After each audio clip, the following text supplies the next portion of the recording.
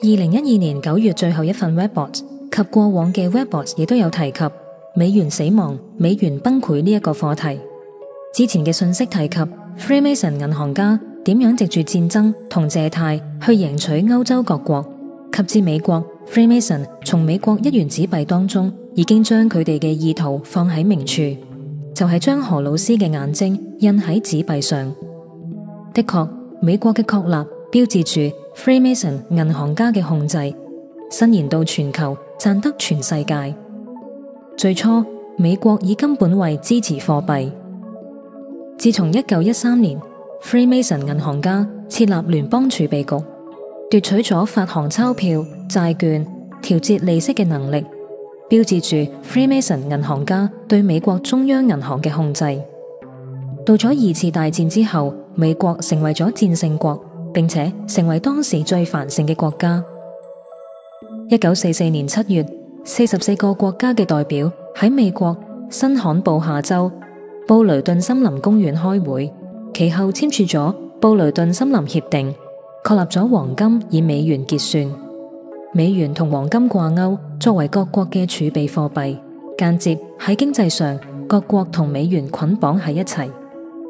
但係到咗1971年，當各國已經慣常以美元為結算單位，亦都有相當美元作為儲備之後，美國尼克遜總統廢除咗金本位制，使聯邦儲備局可以自由印鈔。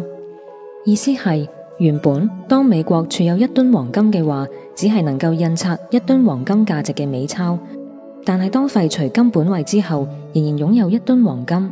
但係聯邦儲備局印刷無限量美鈔嘅時候，各國因為仍然有住好多美鈔為儲備，因此迫不得已繼續承認美鈔嘅價值。所以呢一個印鈔騙局其龐大程度由一個國家承擔變成整個世界一齊承擔，亦因此爆煲嘅時間會延至幾十年之後嘅今日。後來美國分別喺1973年及1975年同盟友沙地阿拉伯及石油輸出國組織簽署協議，以美元為結算單位，進一步加強美元嘅地位。自此 Freemason 銀行家透過聯邦儲備局操縱及不斷印刷美鈔，以無本生利嘅方式買起各國所有資源及產品。因此要推翻美金嘅霸權同令美金死亡，必定同國際結算單位及金本位有關。為咗推翻美元，歷史上伊拉克侯賽因嘗試以歐羅取代美元作石油結算，以及利比亞嘅卡達菲嘗試以金本位貨幣取代美元作石油結算。由於此舉直接動搖美國嘅經濟地位，因此佢哋先後被標記為魔鬼領袖而被推翻。而剩下嘅伊朗亦都因此到達被開戰嘅邊緣。但係隨住 Freemason 銀行家以瘋狂速度印製美金，各國開始尋求同美金脫鈎，例如巴西、俄羅斯、印度、中國及南非，金磚5國以本國貨幣結算。印度亦以黃金向伊朗購買石油。此外，喺儲備上，繼委內瑞拉收回海外黃金後，喺2013年1月16日，德國突然宣布計劃將存放喺美國同法國嘅黃金儲備運回。德國係世界第2大黃金儲備國，截至2012年底，德國共持有3391噸實物黃金。今次運回674噸，已經係歷史上最大宗嘅黃金運輸行動。而今次嘅行動顯明對美國嘅不信任，因為呢一次行動將會為各國帶嚟啟示。相繼運回黃金儲備所產生嘅骨牌效應，足以加速美金嘅死亡。而 Webbots 嘅預計亦都將會變成現實。Bring out the body bags. The first shots have been fired in the war to end all wars, the currency war. Stacey Herbert. Oh yeah, Max Kaiser. This has been the big story of the Kaiser Report for the past 3 or 4 years. And the FT front page of the Financial Times reads, Germany to shift 54,000 gold bars home, one of the biggest shipments of yellow metal on record. Which inspired this front page on the Financial Times was this announcement on the Deutsche Bundesbank website. Deutsche Bundesbank's new storage plan for Germany's gold reserves. By 2020, the Bundesbank intends to store half of Germany's gold reserves in its own vaults in Germany. The other half will remain in storage at its partner central banks in New York and London. Well, Germany has no partner central banks. This is every man for himself, and those with the most gold are going to win the currency war, as we've been warning about now for years.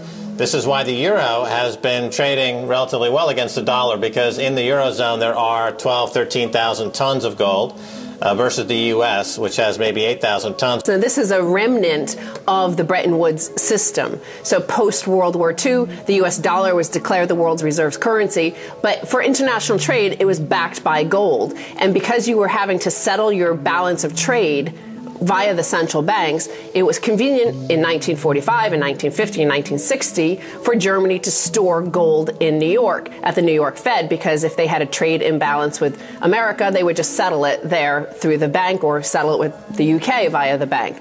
But now, since 1971, it's really been, there's no point for them to really store so much gold in these central banks.